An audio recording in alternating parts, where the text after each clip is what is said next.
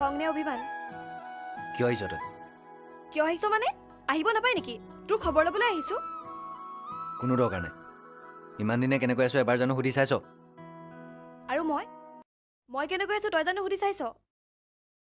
মোক চুপতি মাৰি থাকিবলৈ সময় নাই মোৰ। কিবা দৰকাৰী কথা আছে যদি কৈ লৈ গৈ থাকিব পাৰোঁ। এনেকৈ কৈ দিলি যে তই?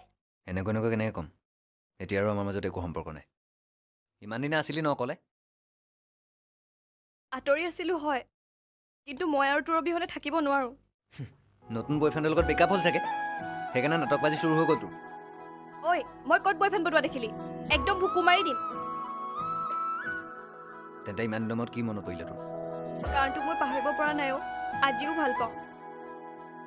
চা, এইবোৰ নিব্বামি মই ভাল নাপাওঁ বুলি তইতো জানোৱেই। গতিকে যেনেকৈ আহিছিলি তেনেকৈ উভতি যা।